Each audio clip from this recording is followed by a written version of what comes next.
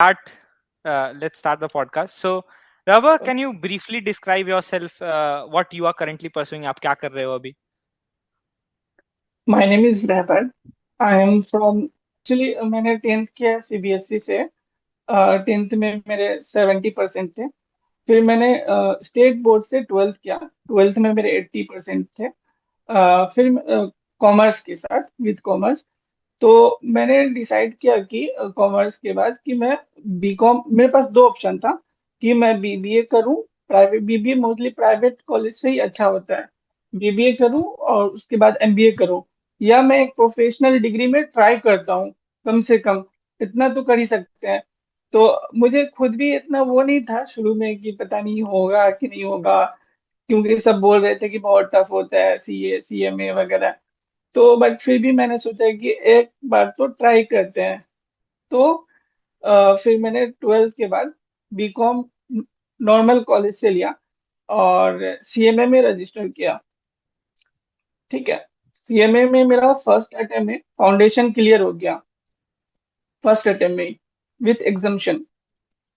Okay. फिर inter में आने के बाद इंटर में मैंने रजिस्टर किया, फिर उसमें पढ़ाई स्टार्ट किया। तो वहां पे क्या होता है ना कि इंटर में बहुत ज्यादा चैलेंजेस आने लगते हैं बच्चों को, क्योंकि अब इंटर के फाउंडेशन के बाद इंटर थोड़ा ज्यादा टफ हो जाता है।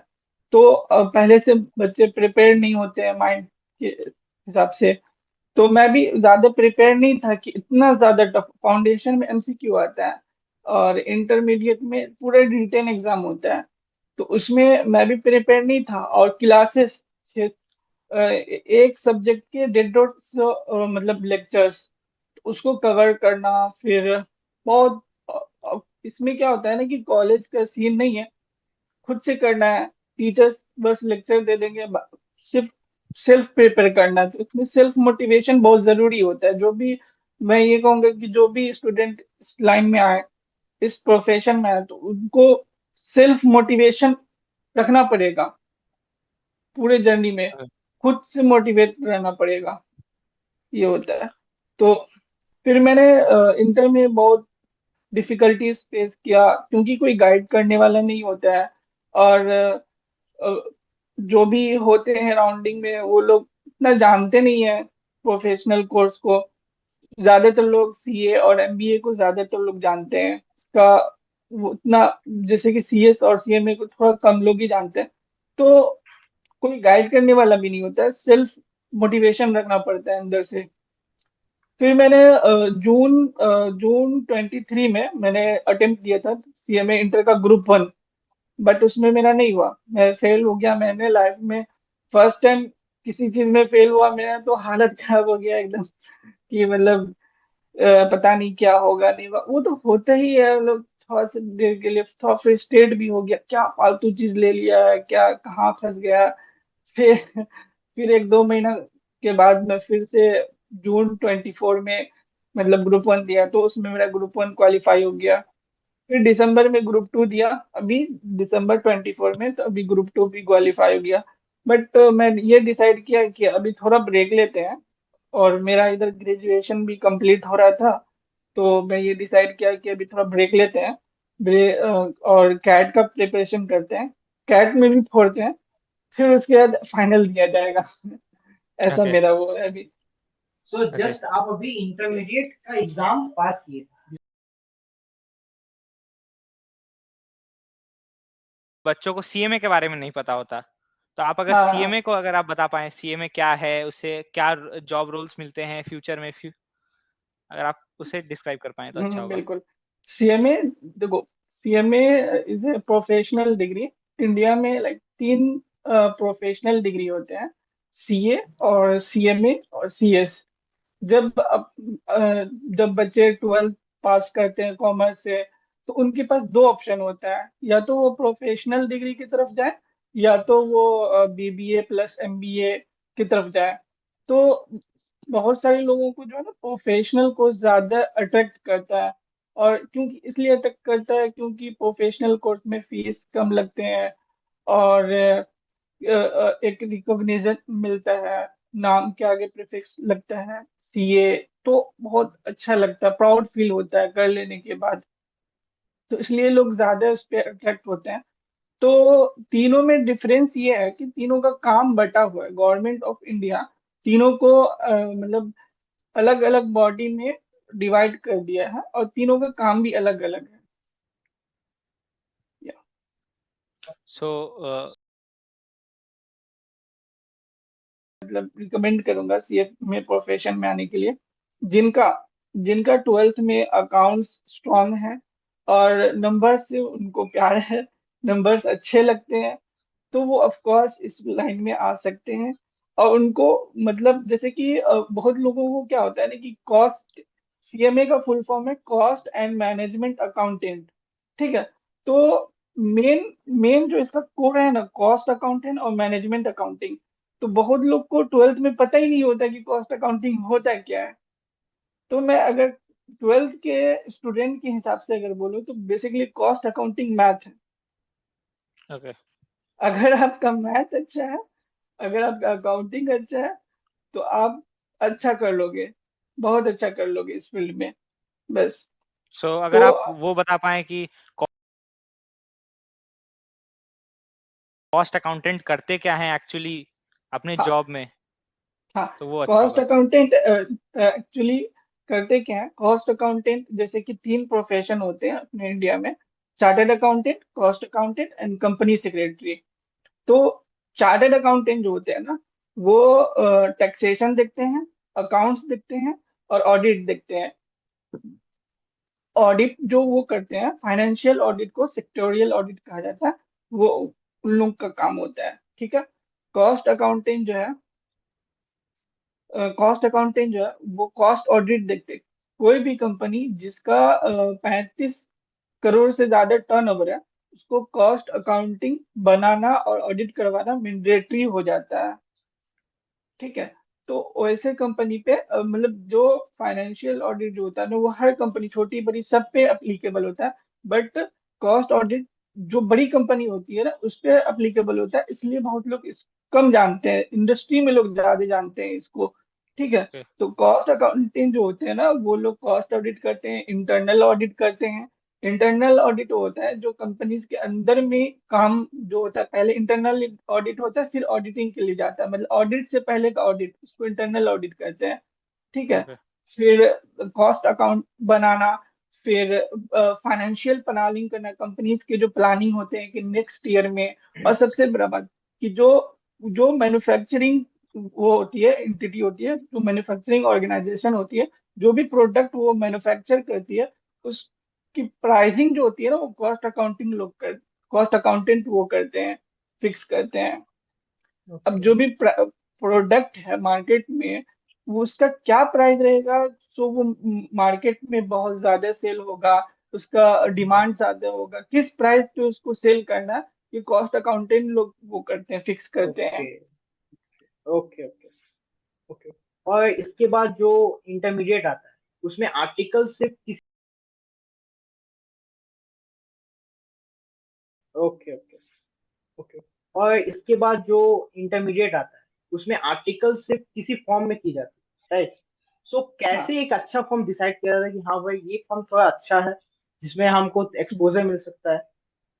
जब आप इंटरमीडिएट क्वालिफाई कर लेते हैं, तो institute of cost accountant of India जो है, आपको वेबसाइट पे मतलब पोर्टल पे जितनी भी वैकेंसीज होती है फॉर्म में या इंडस्ट्रियल ट्रेनिंग में, वो अपलोड कर देती है। आप अपने हिसाब से वहाँ पे अप्लाई कर सकते हैं, ठीक है। एक एक ये होता है, फिर लिंक्डइन पे और वैकेंसीज आते रहती है सीएमए और सीए लोग के लिए, आर्टिकलशिप के लिए आती रहती है। अगर इंडस्ट्रियल ट्रेनिंग में दो तरह का होता है आर्टिकलशिप, जिस इंटर्नशिप को ही आर्टिकलशिप बोलते हैं, और उसमें भी दो होता है। एक आर्टिकलशिप जब आप सीए और सीएमए फॉर्म में जब वो करते हैं ना, मतलब वर्क करते हैं, सीएमए फॉर्म के अंदर में काम करते हैं, उसको आर्टिकलशिप बोलते हैं। और जब आप इंडस्ट्री में जाके काम करते हैं, लाइक मैन्युफैक्चरिंग कंपनी में, तो उसको इंडस्ट्रियल ट्रेनिंग बोलते हैं। तो इंडस्ट्रियल ट्रेनिंग में स्टाइपमेंट वगैरह अच्छा मिलता है। पीएसयू में, ओएनजीसी में, इंडियन ऑयल में इस समय ज्यादा स्टाइपमेंट अच्छा मिलता है। लेकिन सीए फॉर्म में का भी अपना वो है, सीए फॉर्म में ज्यादा सीखने को मिलता है। अगर आप सीए या सीएमए फॉर्म में ज्वाइन करते हैं तो वहाँ पे ज्यादा सीखने को मिलता है, बट वहाँ पे स्टाइपेंड थोड़ा कम होता है, ये डिफरेंस है।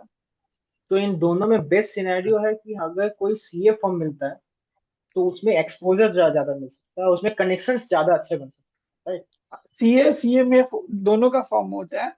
बेसिकली सीए का ज्यादा फॉर्म होता है क्योंकि अभी इंडिया में ज्यादा सीए हैं। सीए में ओके। टोटल 72,000 के अप्रोक्स ही हैं।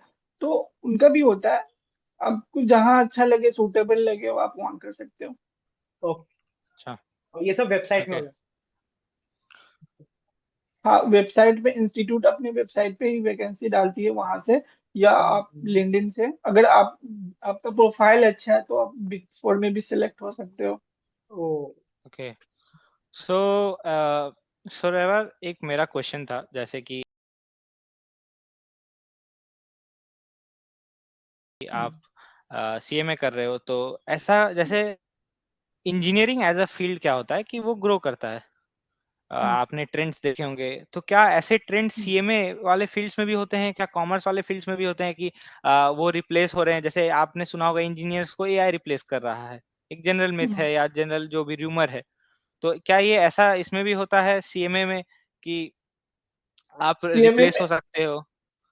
सीएमए देखो, सीएमए जो है ना, ये इसमें सिर्फ सॉफ्टवेयर अपडेट हो सकता है।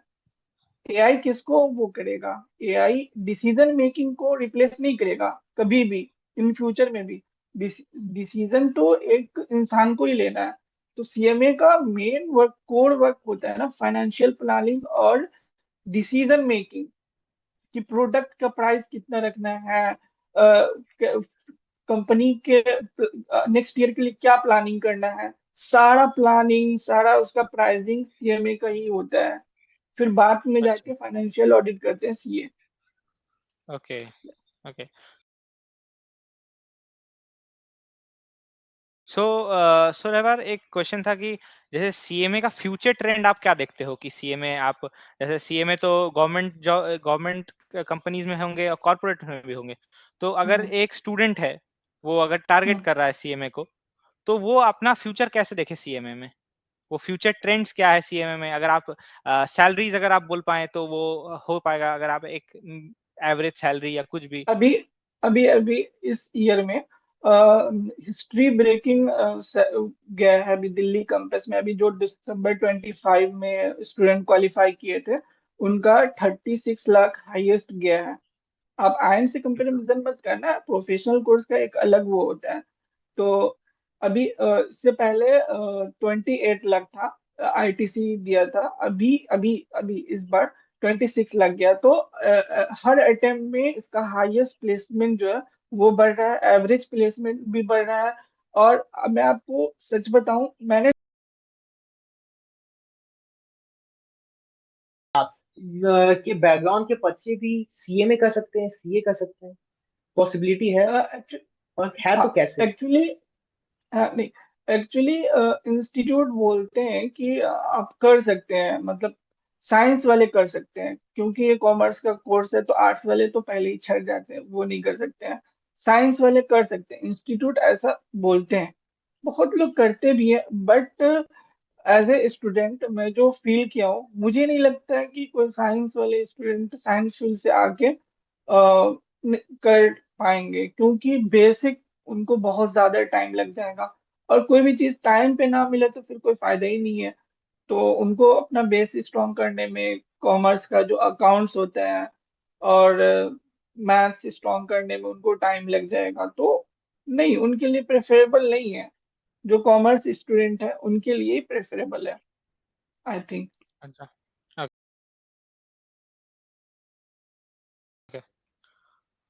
सो और यहाँ एक तक क्वेश्चन। कि जो अच्छा। बच्चे स्कूल में टॉप करके आते हैं वो यहाँ पे फेल हो जाते हैं। वो तो सभी कंपटीशन का हालत है, जेई आप जेई नीट देख लो, ये देख लो। हाँ। सो एक तो क्वेश्चन था जनरल, जैसे इन जनरल होता है ना, जैसे आप डॉक्टर्स को देखते हो, तो डॉक्टर्स एक बच्चों में कहा जाता है कि आप जैसे अगर आप ब्लड नहीं देख सकते, अगर आप ऑपरेशन नहीं देख सकते, तो आपको डॉक्टर नहीं बनना चाहिए। हम्म या आपका अगर बायोलॉजी खराब है तो आपको डॉक्टर नहीं बनना चाहिए। सो क्या हम्म सीएमए में भी ऐसा है कि आपका कोई एकेडमिक स्ट्रेंथ होना चाहिए बहुत अच्छा, कोई सब्जेक्ट का स्ट्रेंथ अगर बहुत अच्छा है तो आप एकेडमिक हो जाए, या आपका कोई ऐसा हम्म ट्रेट है, पर्सनालिटी ट्रेट, कि आप अगर हाँ हम्म ऐसे टाइप के इंसान हो तो सीएमए आपके लिए है? तो क्या कुछ ऐसा होता हम्म। है? या मैं बता रहा हूँ आपको कि अगर इस फील्ड में सीए और सीएमए में उसी स्टूडेंट को आना चाहिए जिसका नंबर और बेसिकली ट्वेल्थ में अकाउंट्स अच्छा रहा, उन अकाउंट्स में उनको मन लगता हो। अब होता क्या है ना कि इस फील्ड में जो सब्जेक्ट्स पढ़ाए जाते हैं वो अपन ट्वेल्थ में पढ़ते नहीं है। एक ही ऐसा सब्जेक्ट होता है अकाउंट्स और management, like business study, economics, ये सभी पढ़ते हैं ट्वेल्थ में। तो इन सब के बेसिस पे अगर जज किया जाए तो अगर आपका अकाउंट्स अच्छा है और मैथ्स सही है, नंबर्स में आपको अच्छा लगता है तो आप आ सकते हैं। अगर आपको इनमें प्रॉब्लम है, अकाउंट्स में आपको मन नहीं लगता है या दिक्कत होती है, तो आप अवॉइड कर सकते हैं, आप बीबीए एमबीए या अदर कोर्स के लिए जा सकते हैं। ओके। सो एक और है डाउट, एक क्वेरी है जैसे कि आईसीएससी के जो स्टूडेंट्स होते हैं उनका जब वो 8 में होते हैं, 8 9 में होते हैं, हम्म तभी उनको दो ऑप्शंस मिल जाते हैं साइंस या कॉमर्स चूज करने के। कुछ बच्चे साइंस की हम्म तरफ चले जाते हैं, कुछ बच्चे कॉमर्स की।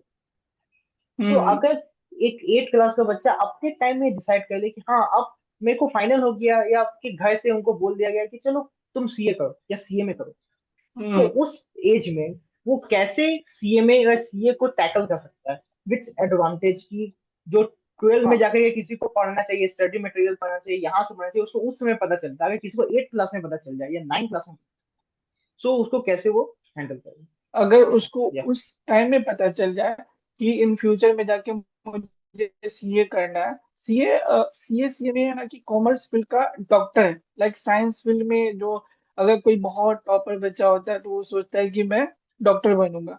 इसी तरह सीए फील्ड में है, ये कॉमर्स में है कि जो सबसे अच्छे बच्चे होते हैं वो लोग सोचते हैं कि मैं सीए और सीएमए या सीएस करूंगा प्रोफेशनल डिग्री में। तो अगर किसी आईसीएससी के बच्चे को अगर 8 क्लास में ही पता चल जाता है कि इन फ्यूचर में मुझे कॉमर्स या सीए फील्ड में जाना है, तो उनको इकोनॉमिक्स तो 6 7 में भी पढ़ाया जाता है, तो इकोनॉमिक्स में उनको ज्यादा फोकस करना चाहिए उस टाइम में, और कम्युनिकेशन पे, इंग्लिश कम्युनिकेशन पे। क्योंकि आपको जो इंग्लिश बाद में जाके आपको सीए में लॉ वगैरह भी पढ़ना पड़ता है, तो उसमें बहुत ज्यादा हेल्प होता है। लॉ में, ऑडिट में अगर आपका इंग्लिश अच्छा है तो उसमें आपको बहुत हेल्प होता है। ओके, है मेरा, जैसे आपने अभी कहा कि सीएमए में लॉ भी पढ़ना पड़ता है, और इसके पहले आपने कहा था कि ट्वेल्थ में बस एक अकाउंट्स ही ऐसा सब्जेक्ट होता है जो सीएमए में कॉमन होता है। सो आप और बता सकते हैं कि और क्या क्या सब्जेक्ट्स होते हैं सीएमए में जो सब्जेक्ट पढ़ना होता है, पड़ता है? हाँ। हाँ। अगर अब मैं अगर फाउंडेशन की बात करूं तो फाइनेंशियल अकाउंटिंग और कॉस्ट अकाउंटिंग होता है, ठीक है। और होता है लॉ एंड इथिक्स, फिर होता है क्या आप एक स्टैटिक्स छोटा और, सा डिस्क्रिप्शन दे पाएं हर सब्जेक्ट का, क्या है वो सब्जेक्ट हाँ बिल्कुल। एक्चुअली में? अकाउंट्स में वही ट्वेल्थ वाला ही रहता है ज्यादातर, बट थोड़ा सा एडवांस लेवल पे रहता है अकाउंट्स में, ठीक है। और उसके बाद कॉस्ट अकाउंटिंग का बेसिक नॉलेज दिया जाता है फाउंडेशन में। उसके बाद मैथ्स में अर्थमेटिक रहता है, और भी कुछ सब चैप्टर्स रहते हैं जो कि आगे काम आने वाला है। फिर स्टैटिक्स रहता है, मीन मीडियन मोड, ये सब, ठीक है। फिर मैनेजमेंट रहता है, मैनेजमेंट बिजनेस स्टडी, आगे जाके ही मैनेजमेंट बन जाता है। फिर इकोनॉमिक्स रहता है फाउंडेशन में। उसके बाद ये हो गया, हाँ। फिर लॉ रहता है, लॉ एंड इथिक्स। ओके। ये ओके, हो गया फाउंडेशन के सब्जेक्ट्स। या मतलब इंटरमीडिएट, अकाउंट्स और इकोनॉमिक्स ये सब। हम्म देन अब आप इंटरमीडिएट अगर बता पाएं, हाँ। इंटरमीडिएट में। इंटरमीडिएट में जैसे कि 12 टोटल पेपर इसमें 20 होते हैं। 4 पेपर फाउंडेशन में हो गए। इंटरमीडिएट में 8 सब्जेक्ट होते हैं, 8 पेपर होते हैं। 8 पेपर के अंदर 12 सब्जेक्ट होते हैं। तो पेपर नंबर अगर 5 की मैं बात करूँ तो उसमें लॉ एंड इथिक्स रहते हैं। लॉ में कॉर्पोरेट लॉ, इंडस्ट्रियल लॉ, उसके बाद इथिक्स, ये हो गए। फिर फाइनेंशियल अकाउंटिंग जो 12th में, जो 11th 12th में पढ़े हैं वो, फिर उसी का स्टैंडर्ड रहता है फाउंडेशन में, फाउंडेशन का स्टैंडर्ड रहता है इंटरमीडिएट में। इंटरमीडिएट में थोड़ा अच्छे लेवल का क्वेश्चन आता है, रिटेन होता है। तो अकाउंट्स हो गया, फिर टैक्सेशन, डायरेक्ट टैक्स और इनडायरेक्ट टैक्स, जिसको इनकम टैक्स और जीएसटी बोलते हैं, Yeah. जो बहुत वास्ट है, बहुत वास्ट है। तो वो हो गया। और उसके बाद कॉस्ट अकाउंटिंग, जो खुद का कॉस्ट अकाउंटेंट है तो वो तो हो गई। तो कॉस्ट अकाउंटिंग बच्चों के लिए थोड़ा नया होता है इंटरमीडिएट में, क्योंकि फाउंडेशन में भी कम ही, मतलब बेसिक नॉलेज ही दिया जाता है। इंटरमीडिएट में थोड़ा नया होता है, तो उसमें बहुत सारे बच्चों को डिफिकल्टीज आती हैं जिनका मैथ सही नहीं रहता है। वो तो नाम है कॉस्ट अकाउंटिंग, लेकिन वो पूरा मैथ्स ही रहता है। ठीक है। और उसके बाद ये ग्रुप 1 के सब्जेक्ट्स हो गए। फिर ग्रुप 2 में कॉर्पोरेट अकाउंटिंग होता है, फिर ऑडिट रहता है। ठीक है। उसके बाद एफएम फाइनेंशियल मैनेजमेंट रहता है, स्ट्रेटेजिक मैनेजमेंट रहता है, ऑपरेशन मैनेजमेंट रहता है, और मैनेजमेंट अकाउंटिंग रहता है। ये सब्जेक्ट्स हो गए ओके इंटरमीडिएट के। हाँ। ओके। तो अगर एक स्टूडेंट है जो क्लास 8 में ही उसको सोच लिया कि अकाउंट्स लेना है या कॉमर्स ये पढ़ना है, लेकिन वो अकाउंट्स में वीक है, या एक 12th का स्टूडेंट है जो अकाउंट्स में थोड़ा वीक है, तो कुछ ऐसे बुक्स हैं जो उसकी हेल्प कर सकते हैं उसके फाउंडेशन को और बिल्ड करने के लिए? 2 से 3 बुक या स्टडी मटेरियल्स जो वेबसाइट से बुक्स मिल जाए। में बुक्स में तो 12th का जो आता है एनसीईआरटी हो गया, फिर जो 12th का अपना सीबीएसई या आईसीएसई का आता है, वो सफिशियंट रहता है 12th तक के लिए। और फिर इंटरमीडिएट में क्या होता है ना, यहाँ पे जैसे कि अपना कैट वगैरह में कि कहीं से भी क्वेश्चन वो पूछ सकता है, बट उसमें ऐसा नहीं होता। जो सिलेबस में है उतने ही क्वेश्चन आएगा एग्जाम में। जो इंस्टीट्यूट अपना मॉड्यूल दिया है, उस मॉड्यूल से ही एग्जाम में क्वेश्चन आएगा, उससे बाहर नहीं आएगा। अच्छा। जो एक क्या और कितना बोलते हैं शॉर्ट वो अब पहले हाँ, से ही सॉफ्ट स्किल सीखना कितना चाहिए। इंपॉर्टेंट होता है। हाँ, क्योंकि वही ऑफ इंडस्ट्री में कोर्स। इम्पोर्टेंट है, एकेडमिक हाँ, स्किल ऑफ ज्यादा। कोर्स। सबसे ज्यादा कम्युनिकेशन स्किल तो इम्पोर्टेंट होता ही है। इंग्लिश और कम्युनिकेशन। हाँ, उसके बाद अकाउंटिंग स्किल। फिर अब जब इंटरमीडिएट क्वालिफाई कर लेंगे तो आर्टिकलशिप में जाएंगे, तो वहां पे आपको टैली, एक्सेल और ये सैप, ये सब आपको पहले से प्रिपेयर करके जाना होता है। और इंस्टीट्यूट भी मतलब प्रोग्राम करवाती है, इंस्टीट्यूट भी अपनी तरफ से करवाती है। हाँ।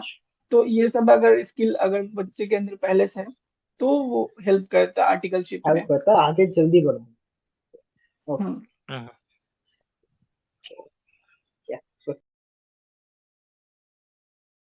हमारे थैंक पॉडकास्ट में यू। आने के लिए, तो टाइम एक्चुअली लिमिट है, वरना तो और डिस्कशन हो पाता। सो या तो शुक्रिया। थैंक पॉडकास्ट को हम लोग वाइंड अप करते हैं। यू। एक्चुअली ग्रो शार्प के नेक्स्ट बारे में में हम मैं लोग फिर से बताता आपको, और बट